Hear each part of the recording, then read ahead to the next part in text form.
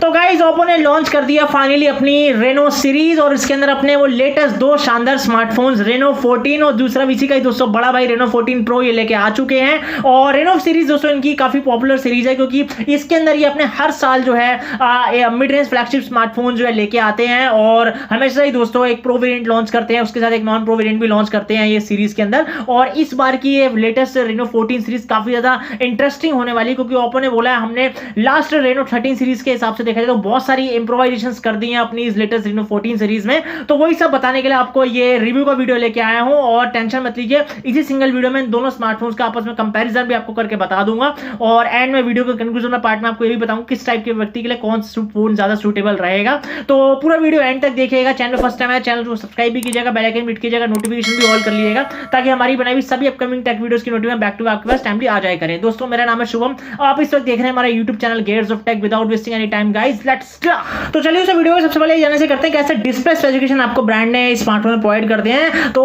अगर मैं सबसे पहले प्रो वेरिएंट की बात कर लूं तो इसमें आपको थोड़ी सी बड़ी डिस्प्ले मिलती है 6.83 इंचेस की। यहाँ पे आपको एक इन्होंने LTPS पैनल के साथ आने वाली एमोलेड डिस्प्ले प्रोवाइड कर दी है और यहाँ पे रिफ्रेश रेट अपन मैक्सिमम 120 हर्ट्ज तक टच कर जाता है। साथ ही में इस फोन के अंदर अगर मैं पीक ब्राइटनेस आपको बताऊं तो HBM मोड पे वो 1200 तक टच कर जाएगी। 10+ का भी सर्टिफिकेट आपको इस फोन में मिल जाता है देखने को। साथ ही में अगर इसके नॉन प्रो वेरिएंट की बात कर ले तो वहां पर डिस्प्ले का साइज स्लाइडर से आपको छोटा देखने को मिलता है, वहां पे 6.59 इंचेस की डिस्प्ले है, लेकिन कमाल की बात है कि वो भी एक एमोलेड पैनल के साथ आती है और LTPS का फीचर आपको वहां पे भी देखने को मिल जाएगा। और इस फोन में भी दोस्तों आपको मैक्सिमम 120 हर्ट्ज का रिफ्रेश रेट मिल जाता है और यहाँ पे भी दोस्तों आपको पीक ब्राइटनेस लेवल जो है मैक्सिमम 12 मिनट्स तक जो है HBM मोड पे जाते हुए दिख जाएगी। और इस फोन में भी दोस्तों HDR 10+ का सर्टिफिकेट आपको ब्रांड ने प्रोवाइड कर दिया है। और साथ में डिस्प्ले में कमाल की बात यह है कि दोस्तों इसके जो है अगर आप प्रो वेरिएंट लेते हैं तो वहां पर आपको 3840 हर्ट्ज का PWM डिमिंग का भी फीचर देखने को मिल जाएगा जो कि आपको तब काम में आएगा जब आप बहुत लंबे समय तक अपने स्मार्टफोन लोअर लाइट में यूज कर रहे हो तो आपकी आंखों को स्ट्रेन पड़ने से ये वाला सर्टिफिकेट जो प्रोटेक्ट करता है, तो ये काफी अच्छी बात है। तो डिस्प्ले फीचर्स मुझे दोनों के दोनों स्मार्टफोन में काफी पसंद आया और डिस्प्ले वाकई में दोस्तों इमर्सिव है और बहुत मजा आने वाला है आपको मल्टीमीडिया, स्पेशली जब आप कंटेंट वगैरह कंज्यूम करोगे दोनों में से कोई भी स्मार्टफोन के अंदर।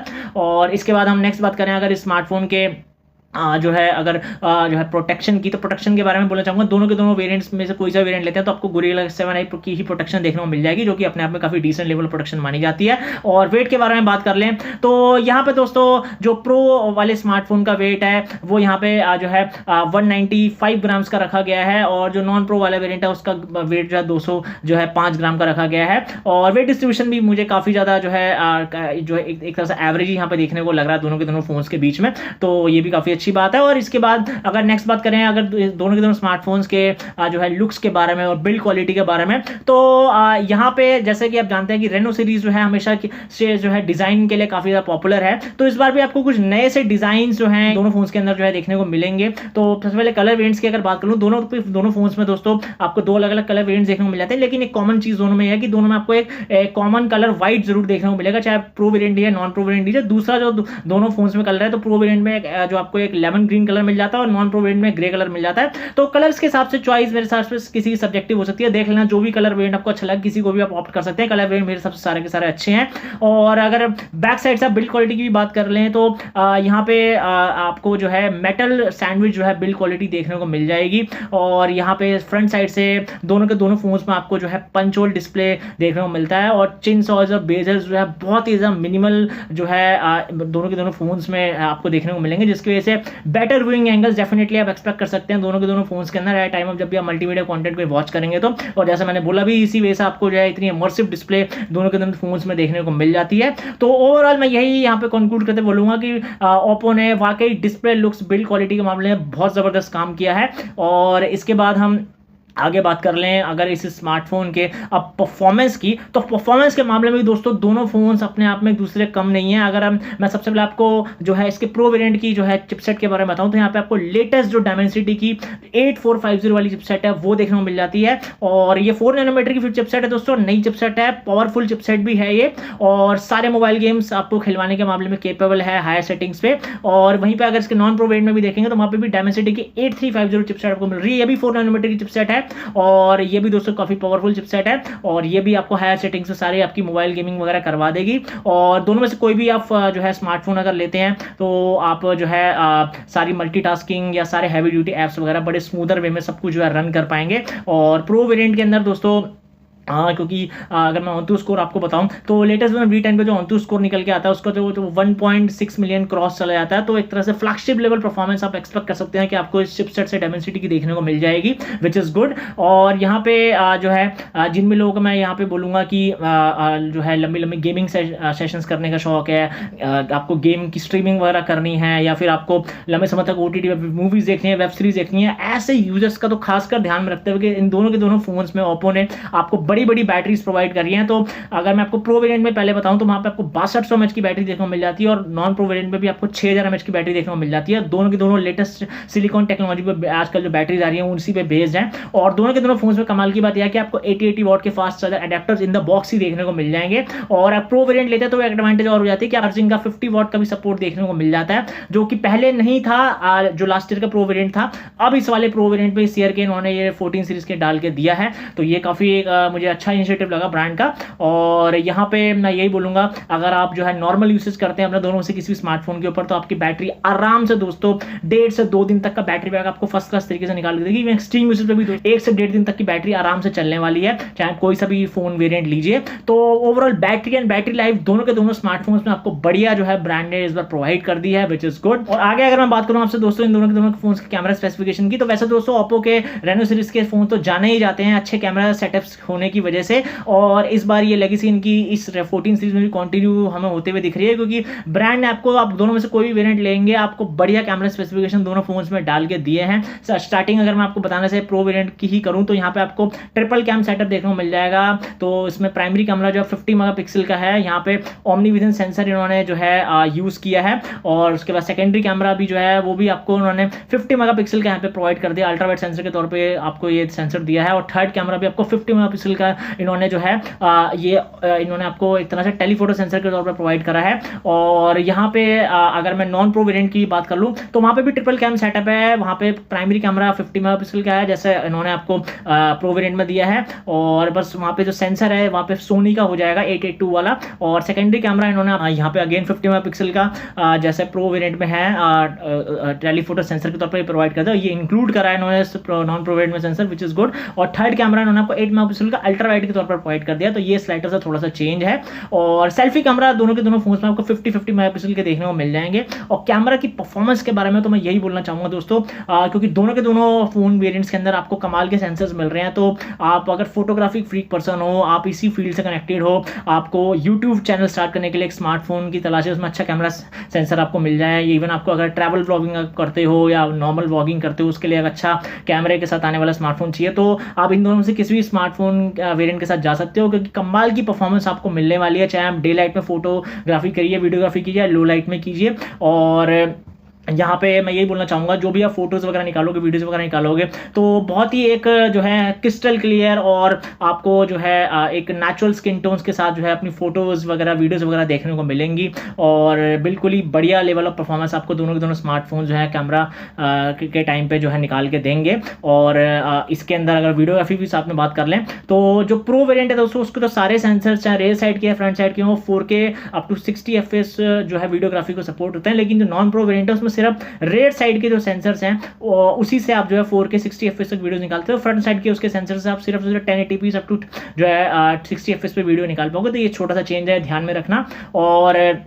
कैमरा के अंदर भी दोस्तों कुछ इन्होंने AI के फीचर्स जो है इंक्लूड करे हैं, जैसे कि आपको जो है AI जो है अनब्लर का ऑप्शन मिल जाता है, बाकी AI इरेज का ऑप्शन आपको देखने को मिल जाता है, और इसमें आपको जो है फोटो वगैरह को कुछ है अगर जो है एनहेंस करना है, इवन आपको जो है फोटो को अगर जो है री इमेजिन वगैरह करना, वो सारे फीचर आपको AI की मदद से दोनों के दोनों स्मार्टफोन्स में जो है ओप्पो ने डाल के दिए हैं। तो ये आप देख लेना अंदर कैमरा की सेटिंग्स में जाकर, और मोड्स वगैरह भी काफ़ी आपको कैमरा के अंदर जो है सेटिंग्स में जाके देखने को मिल जाएंगे। तो प्रो मोड आता है दोस्तों दोनों फोन्स में, पोर्ट्रेट मोड है, टाइम लैप्स है, पैनोरामा है, डॉक्यूमेंट मोड है, टिल शिफ्ट मोड है, और नेटिव जो है 50 मेगापिक्सल के मोड्स हैं, सब बहुत डिफरेंट मोड्स हैं दोनों फोन्स में, सब आप जाके अंदर फर्दर चेकआउट कर लीजिएगा बाद में। तो ओवरऑल दोस्तों बहुत ही नेक्स्ट लेवल कैमरा की परफॉर्मेंस आपको इन दोनों फोन से जो है देखने को मिलने वाली है, और अच्छे रिजल्ट दोनों के दोनों कैमरा सेटअप्स आपको निकाल के देंगे, चाहे आप किसी भी फोन वेरिएंट के साथ जाइए। और इसके बाद चलिए आगे चलते हैं और बात करते हैं हमारे अगर इन दोनों स्मार्टफोन्स की अगर रैम एंड स्टोरेज टाइप की, तो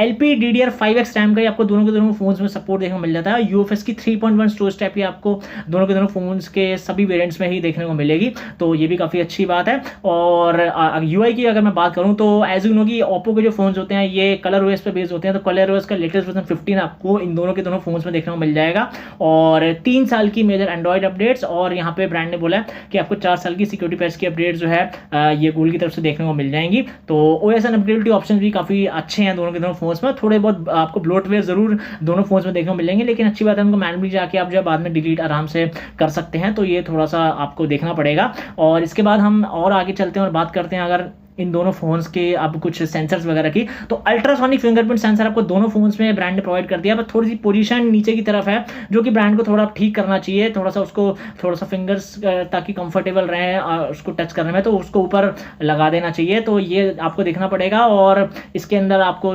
बाकी फेस आईडी लॉक का फीचर दोनों फोन्स में ब्रांड ने दिया ही है, तो वैसे दोनों सेंसर बढ़िया तरीके से काम करते हैं। वैसे पोजीशन वाला मामला थोड़ा सा ब्रांड अगर ठीक कर दे नेक्स्ट टाइम से, तो मच बेटर हमें जो है एक ultrasonic fingerprint sensor next time देखने को मिल जाएगा। और इसके बाद अगर मैं दोनों के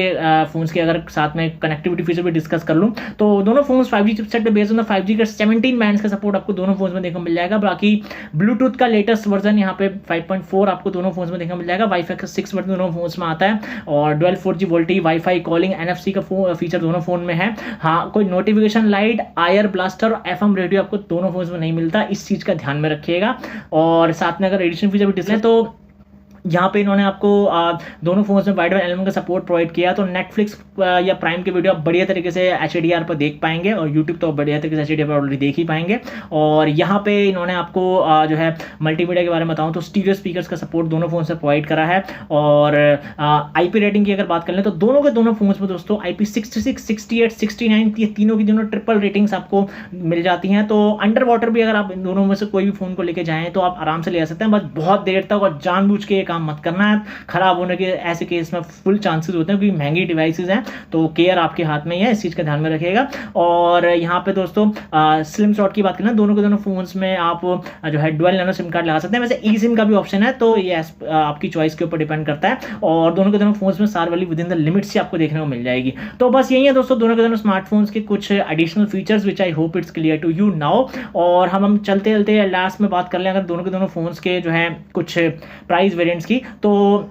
प्रो वेरिएंट की सबसे पहले आपको अगर मैं प्राइस वेरिएंट्स बताऊं तो यहाँ पे आपको दो प्राइस वेरिएंट देखने को मिल जाएंगे। इसमें base variant 12GB RAM 256GB internal storage से स्टार्ट हो रहा है, और सीधा इसके बाद टॉप वेरिएंट जो है 12GB रैम और 512GB का आता है। और इसके बाद जो इसकी बेस वेरिएंट की जो प्राइस है वो दोस्तों यहाँ पे जो है सीधा जो है 50,000 है। और अगर नॉन प्रो वेरिएंट की बात करें तो वहाँ पे 3 वेरिएंट्स आपको देखने को मिल जाएंगे। उसमें बेस वेरिएंट जो है वो 8GB जो है 250GB का, उसके बाद सीधा टॉप, इसके बाद सीधा मिड वेरिएंट जो है वो आपको 12 250GB का देखने को मिल जाएगा, और लास्ट जो टॉप वेरिएंट है वो 12 512GB का देखने को मिल जाएगा। यहाँ पे जो बेस वेरिएंट की प्राइस है यानी कि 250GB की, वो यहाँ पे 37,999 है। मैं सभी के सभी वेरिएंट्स के लिंक्स आपको इस वीडियो के डिस्क्रिप्शन में इन दोनों स्मार्टफोन्स के प्रोवाइड कर रहा हूँ, तो डेफिनेटली उनको बाद में जाकर फर्दर जरूर चेकआउट कर लीजिएगा। और फाइनली दोस्तों अब मेरा भी क्या ओपिनियन है इस ओप्पो की रेनो 14 सीरीज के बारे में आपसे शेयर करना चाहूंगा। देखिए दोस्तों, एक टाइम होता था जब रेनो सीरीज के बारे में कहा जाता है कि ये स्पेसिफिकली ऐसे इस सीरीज में फोन्स निकालते हैं जहां पे आपको डिजाइन या तो बहुत अच्छा मिल जाता है और कैमरा स्पेक्स बहुत अच्छा मिल जाता है। लेकिन अब 14 सीरीज से हमने ये देखा है कि इन्होंने डिजाइन और कैमरा सेटअप तो अच्छा दिया ही दिया है, साथ में परफॉर्मेंस भी आपको ताबड़तोड़ दी है, क्योंकि दोनों स्मार्टफोन जैसे आप देख रहे हैं बहुत ही पावरफुल चिपसेट आपको, चाहे आप प्रो वेरिएंट लीजिए 8450 डायमेंसिटी की चिपसेट वहां पे मिल रही है, नॉन प्रो में भी 8350 चिपसेट मिल रही है, जो कि परफेक्टली दोनों की दोनों कैपेबल हैं आपको हायर सेटिंग्स तो गेमिंग करवाने के मामले में भी, और आपके सारे मल्टीमीडिया और हैवी ड्यूटी एप्स चलवाने के मामले में भी। और दोनों फोन्स में दोस्तों इवन चिपसेट इनकी बैटरी लाइफ भी काफी अच्छी आपको देखने को मिल जाती है। 6200 mAh की प्रो वेरिएंट में बैटरी है, 6000 mAh की नॉन प्रो में बैटरी है, तो बैटरी लाइफ भी काफी ज्यादा अच्छी हो गई है इन रेनो सीरीज के अंदर। और जो मेन चीज है कि डिस्प्ले और कैमरा, वो तो आपने देख ही लिया कि डिस्प्ले भी इस बार इन्होंने काफी शानदार आपको दोनों के दोनों फोन्स में से आप कोई भी अगर वेरिएंट लेते हैं तो वो प्रोवाइड करी है। एमोलेड पैनल्स है दोनों के दोनों डिस्प्लेज में, और कैमरा सेटअप भी दोनों में आपको इन्होंने इवन इस बार तो नॉन प्रो वेरिएंट में भी जो है इन्होंने आपको टेलीफोटो सेंसर इंक्लूड कर दिया है, जो कि आपको डेफिनेटली वहाँ उस फोन में भी आप अगर पोर्ट्रेट्स वगैरह निकालना चाहेंगे तो बहुत ही ज़्यादा ऐसे टाइम में आपको हेल्प आउट करेगा। तो एक तरह से कंप्लीट पैकेज ओप्पो ने जो है अपनी इस रेनो 14 सीरीज में दोनों के दोनों स्मार्टफोन्स में आपको बना के दिया है। बस अब चॉइस आप पे जो है डिपेंड करती है फाइनली कि आपको किस वेरिएंट के साथ जाना है एज पर यूसेज। तो मैं तो ये बोलूंगा कि अगर आपको थोड़े से प्रो लेवल वाले काम करने हैं जिसमें आपको थोड़ा सा एडवांस सेंसर चाहिए, फोटोग्राफी वीडियोग्राफी अच्छी आपको और एडवांस लेवल पर करनी है, और आपको थोड़ा सा अपने प्रोफेशनल आप कोई इस फील्ड से अगर जुड़े हुए हो, फोटोग्राफर हो या ट्रैवल ब्लॉगर हो या आपको यूट्यूब चैनल स्टार्ट में अगर एक अच्छा पैसा डाल के स्मार्टफोन चाहिए तो प्रो वेरिएंट ले लेना। नहीं तो आप चाहें तो नॉन प्रो वेरिएंट से भी अपना काम चला सकते हैं। वो बहुत सारे फीचर्स उसमें भी आपको सिमिलर मिल रहे हैं और वहाँ पे भी कैमरा सेटअप अच्छा है, तो आप वो वाला वेरिएंट भी ले सकते हैं। बट ये फाइनल चॉइस मैं आप पे ही छोड़ता हूँ। तो पूरा वीडियो देखने के बाद ही ये सारी चीज़ें एनालाइज कीजिएगा। बाकी हमारे आज के इस रिव्यू एंड कंपैरिजन के वीडियो में इतना ही। कैसा लगा आपको हमारा रिव्यू एंड कंपैरिजन का video on this Oppo Reno 14 series, हमें कमेंट बॉक्स में कमेंट करके जरूर बताएगा। बाकी वीडियो अच्छा लगा तो लाइक कर दीजिएगा और दोस्तों के साथ भी शेयर कर दीजिएगा। आपसे मैं मिलता रहूंगा आने वाले नए टेक वीडियोस के अंदर। तब तक के लिए bye bye, take care, have a nice day, keep following God. Thank you very much guys.